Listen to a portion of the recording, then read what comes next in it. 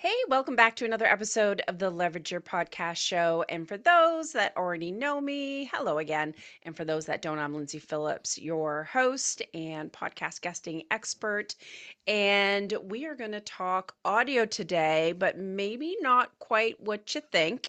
And that is audiobooks. But there are a lot of strategies within creating audiobooks that I think podcasters can really take a page from their playbook to make their podcast more engaging. So I'm excited to talk with Jeremy Shrifels, who is an executive producer and is, I feel like, everything audio.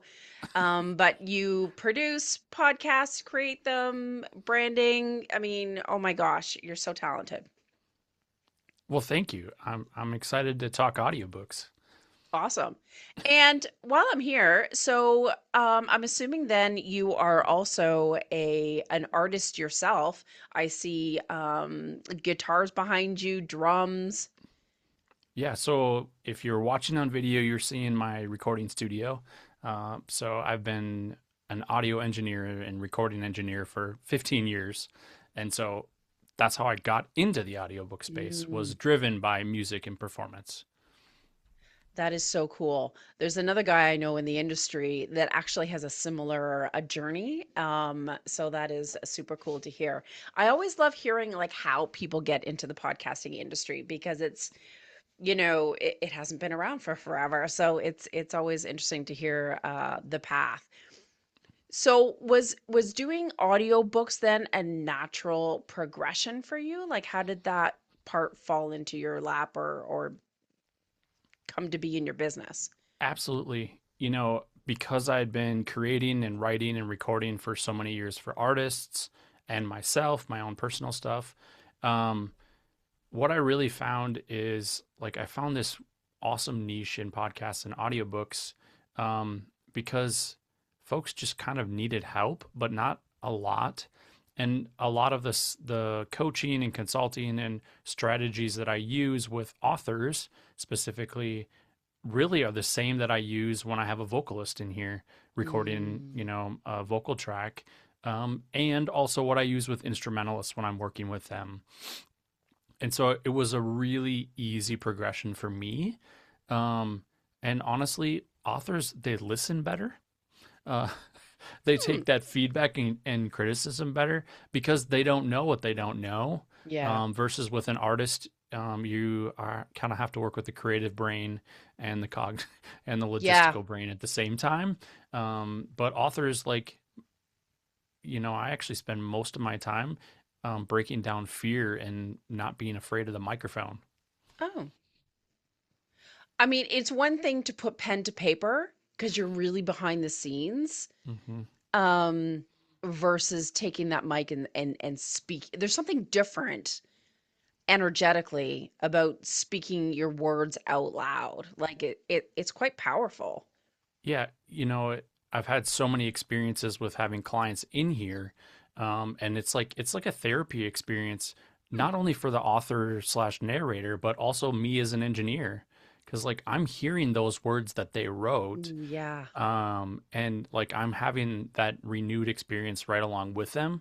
So it's a really fun, powerful moment, and for me, the joy is capturing those moments like they're meant to be.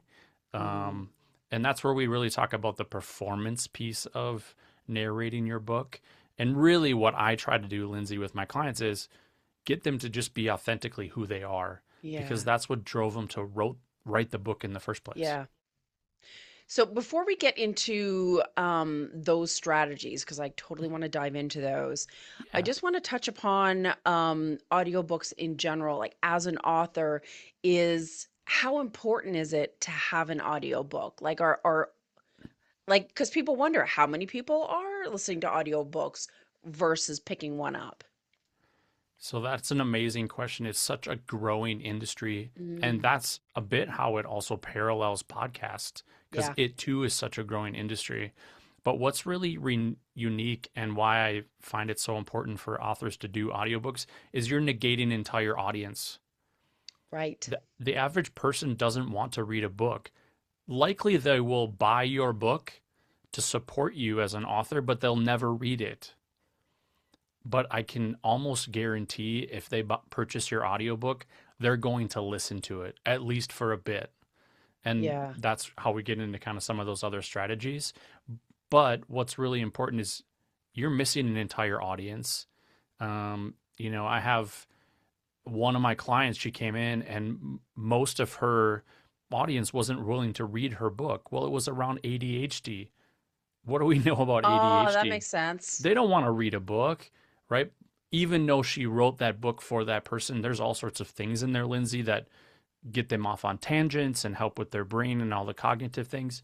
But what they found is they could actually get through the book when they listened to the audio. And Mm. they also had to listen to the audio at like 1.2 or 1.3 speed Oh, because our brain actually stays more engaged at the faster speeds oh, dang. because Okay. we have to cognitively process the information quicker. So we actually learn more. So I listen to all my audiobooks at 1.2 speed, Oh, wow. and you retain more information. Really? That's so interesting. Um, so to me, I always think audiobooks are more like fiction. I don't know why. That's just what my head thinks. And I don't really think of audiobooks when it comes to nonfiction or business books. Mhm. Um, can I assume that that is a myth in regards to what people are listening to? Well, I hope it's a myth, Lindsay, because nonfiction folks are the only authors that I work with currently. Because the fiction space, like it's its own ecosystem. Right. And for me, that is not my niche, and Yeah. it's not like my skill set. Hmm. That's not my space. I know folks who produce those audiobooks, and I just pass them right on. Yeah. Yeah. But my niche in my space is really the nonfiction space. So lots of entrepreneurs, personal development, folks who are writing things like very educational or very specific to something that they're likely an expert in. And is it better to read the book yourself and you be the voice, or is it better to hire someone else? Always better to read or narrate the book yourself Right. because nobody tells your story like you tell it. Yeah. And, one of the things you get to do as an author when you narrate your book is put things in there that either you threw out in the print version because your editor said no way, or you have an experience in the moment and you're like, hey, I need to add this into my audiobook because Mm. now the audiobook listener gets something different than if they bought Oh, the good print book. point. I talk to authors about if they've already bought your print book, it's likely that they'll buy your audiobook. But my goal as an engineer and a producer is to, if they never bought the print book, to prompt them to buy it as a result of listening to the audiobook, right? So now you're Mm. converting twice on Oh, one dang. Yeah. one experience because that's how I do it.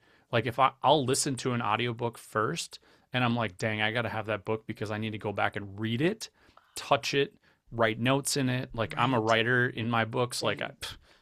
highlight, write notes, all the things. And I have found for me as a learner, if I listen to the audio first and then go to the print book, I retain it like 10 times better Yeah. and I get more out of it and I can write it up. And now I've supported that author twice. If I bought the book and I only got halfway through it and I'm just like, yeah, it's pretty okay, it's likely I'm not going to order the audiobook. But No. from the audio, you will prompt a sale of your print book. Mm. That makes sense. So, not only from a revenue perspective, an Mm-hmm. audience perspective, but I almost feel like with the audiobook, it allows you to connect with the audience in, I don't know, a more emotional, touchy-feely way. You That's know what I a mean? great way to put it because you're right there in their ear. Hmm. And because what we know about audio information and listening about the brain is it shuts off most of the other active pieces of your brain. So you're only able to focus on what you're listening to, especially if you listen with headphones. Because literally the synapses in your brain are firing mostly on information from what's coming in sonically. And so as a result, it's just a better experience for them. Yeah, that makes sense.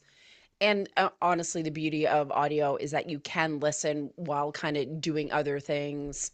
um, while you're driving or exercising, or so it is a lot more accessible. And people do learn differently. Yeah. Um, that's why podcasts, you also put it on YouTube and you do the reels or whatever, because people take in information and digest it in different ways.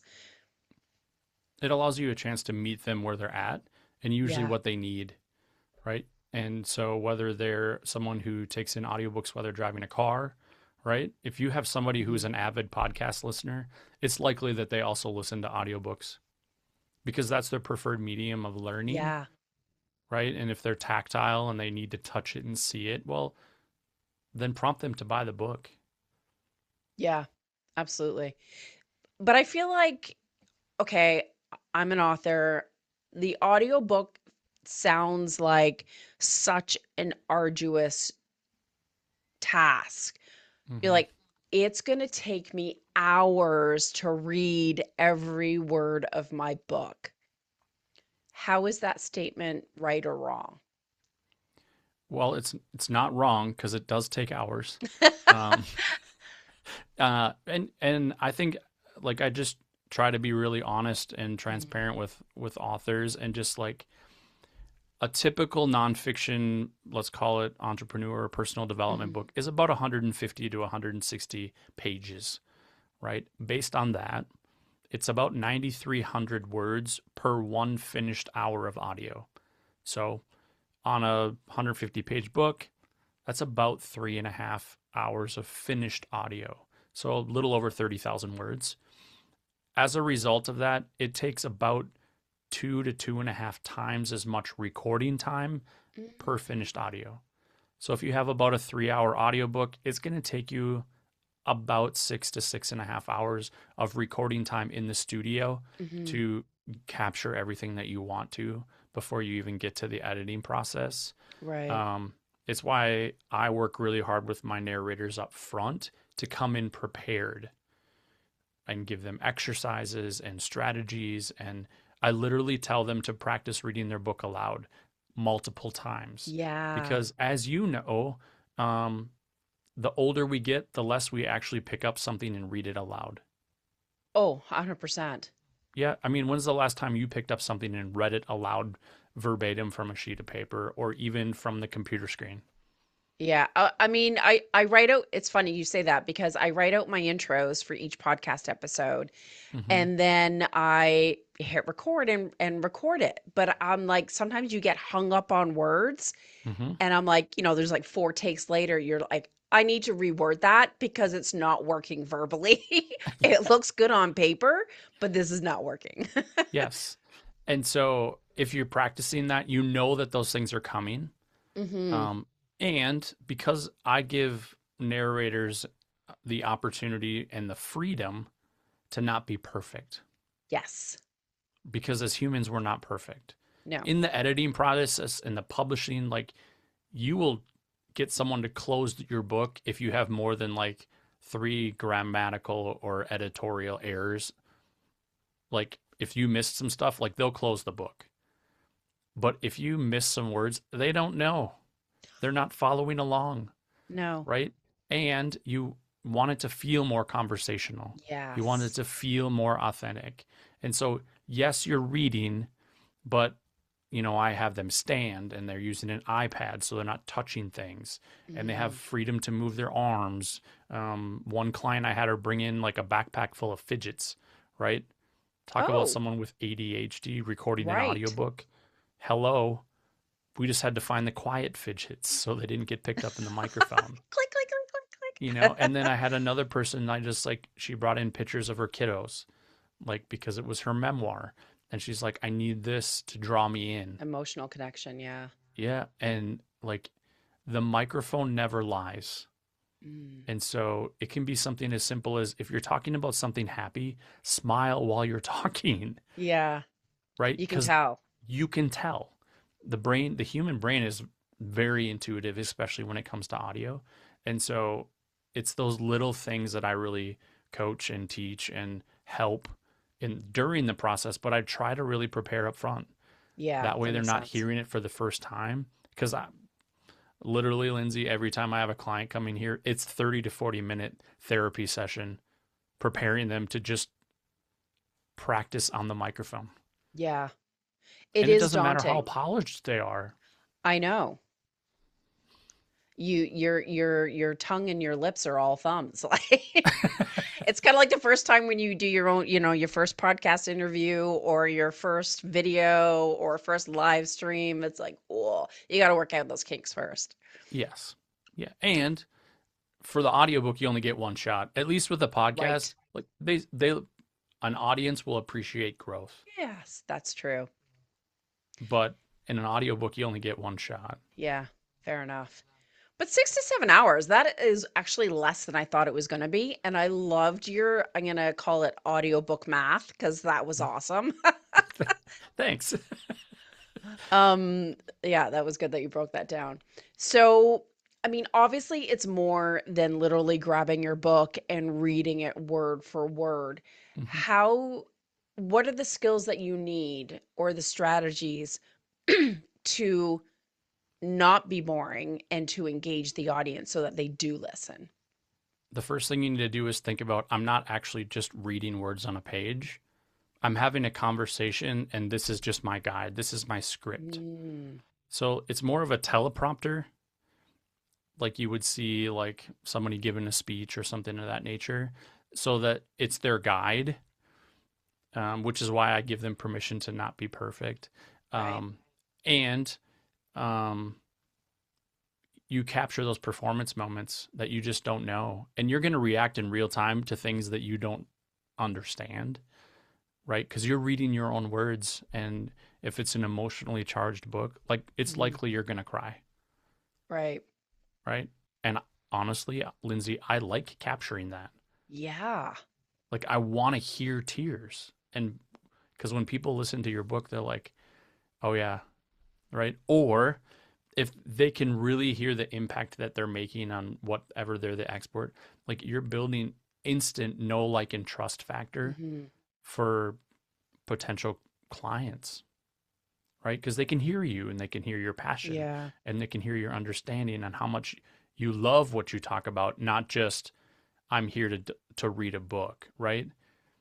I always use like I would never I'm likely to never read the King James Bible. But if I Mhm. were, I certainly am going to get the James Earl Jones version because it almost doesn't matter the words because I just want to Ooh. hear his voice, right? And of course, by listening, I'm going to take in the words and the Yeah. information, but I love using his voice as an example because, right, so many people know it's an iconic voice, Oh, right? absolutely. And so, I haven't had the ability to work with any iconic voiceover or narrators yet. It could Yeah. happen. But I really find that just teaching and coaching authors to do it themselves, even though most of them are scared to death. I've only had one Hmm. client who did not read their own book and they asked me to narrate it. They're like, Hmm. I like your voice and I think you can do a great job. And I'm like, okay, wasn't Interesting. my favorite thing to do, Yeah, yeah. um, to be very honest. But at the same time, I'm like, well, if you are feeling that insistent on it, Yeah. it's more important that your audiobook is out, right? And then, of course, that's a different situation. Um, and there are people out there that are voice talents, and I can, you know, resource them to come in and say, and usually, if that's the case, like I'll give my client 3 or 4 options. Yeah. Here's 3 90-second scripts from your book of different folks reading it. You pick which voice resonates the most with you and who might resonate with your audience, Yeah. which is exactly how I pick like instrumentalists and players and singers for songs that I write and produce because it has That's to a, best serve the song. So in this yeah. case, it has to best serve the book. And all of us have different, just like fingerprints, different voices, Yeah. intonations, depth, like high pitch, low, like all of those things. It's almost like a fingerprint. Mm-hmm. Um, but we we don't all have wonderful voices for radio, Jeremy. Like some of Yeah. us are monotone, right? Some are too energetic Hmm. or stiff or squeaky or talking too fast, whatever. Like how do you train someone on what the right intonation or pace is? That's such a great question. I learned that by listening to them. Hmm. I learned that by hearing them just speak in non-stressful situations, Right. right? So I learn what their tone is and what their cadence is for their phrasing, so speed.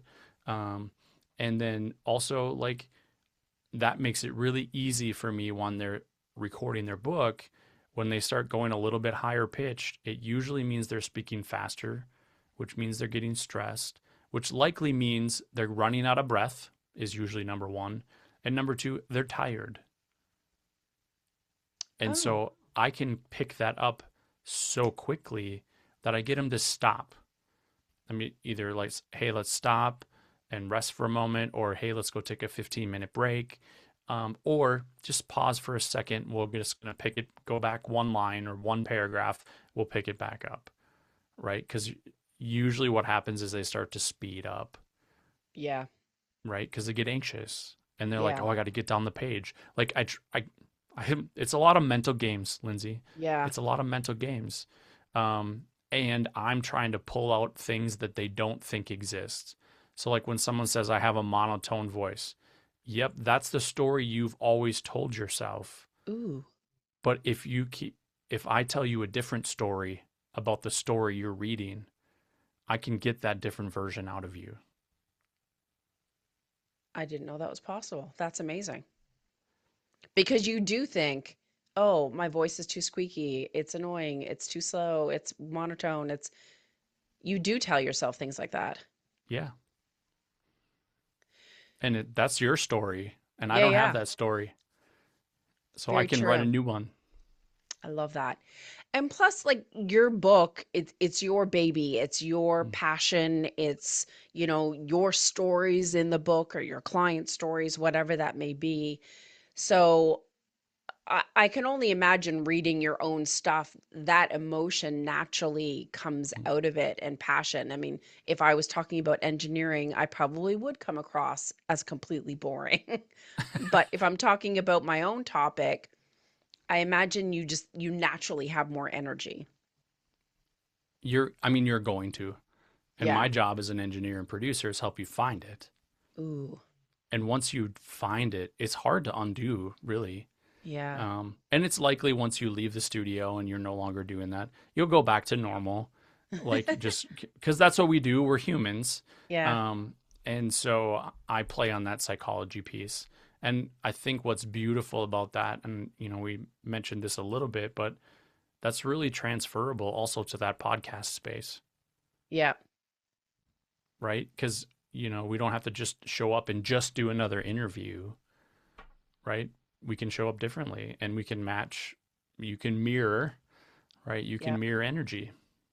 That is so true. 'Cause I was just going to ask you how can a podcast host take those skill sets and weave that into the show that they have, because not, again, just like reading an audiobook, not every podcast host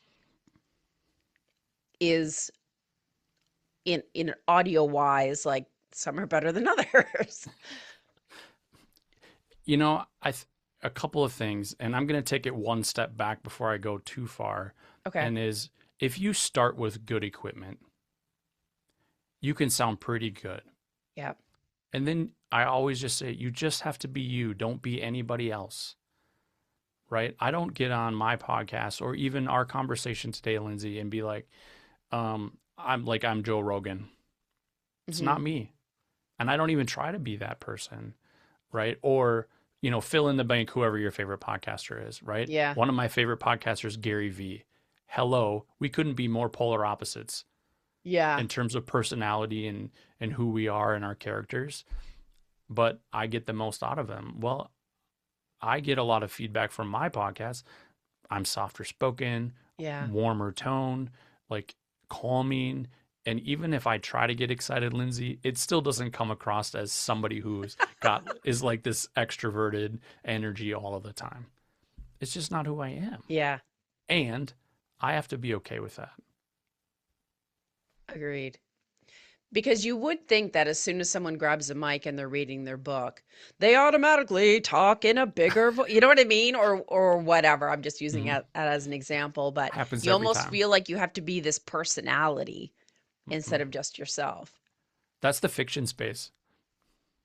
Then you get to be Ooh, personality, right? You can change yeah. that. And, you know, if you want to incorporate personality into your book, and it's a nonfiction book, and I just say that because that's the space I live in, Yep.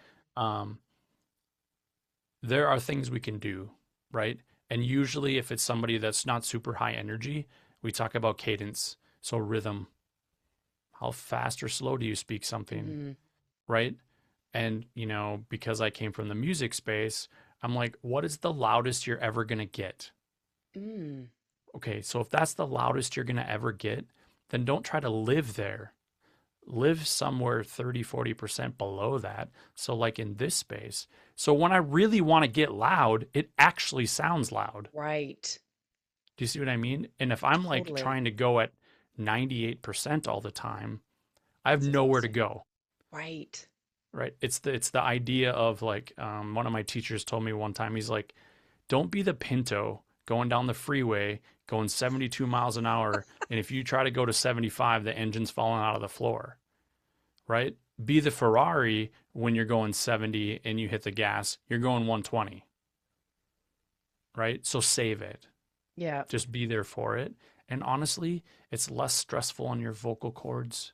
Mm, You'll last longer. I can tell you that um, if you are a person who attends meetings like on Zoom in a virtual space all the time, or even in person, yeah. if you are in meetings, say 8 hours a day, I can tell you that as we're recording this today, I literally spent 7 hours in meetings talking today and Holy now Hannah. recording this, right? Wow. I can tell you that 7 hours of meetings talking is 20% of the stress that recording your audiobook puts on your voice Mm, because it interesting. is so focused and so Right. intentional and so tiring physically and emotionally that I don't ever let an author go past 4 hours on a single day.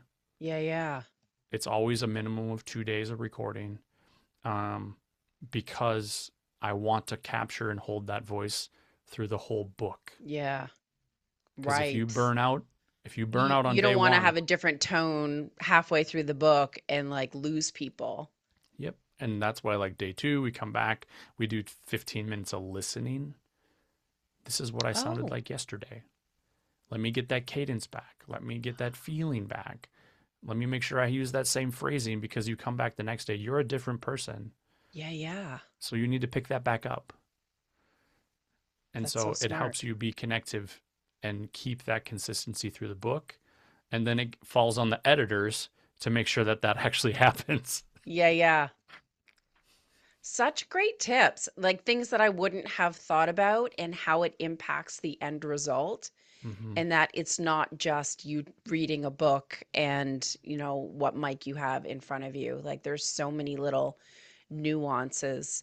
And I feel like podcasters can take a lot of that into consideration when they're hosting their own show and not book Absolutely. 5 podcast episodes in one day because your energy is going to tank out.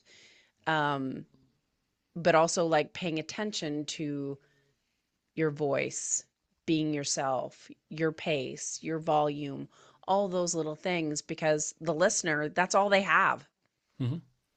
Exactly. And if you take a podcast from the purest form of it, right? It's audio, Hmm.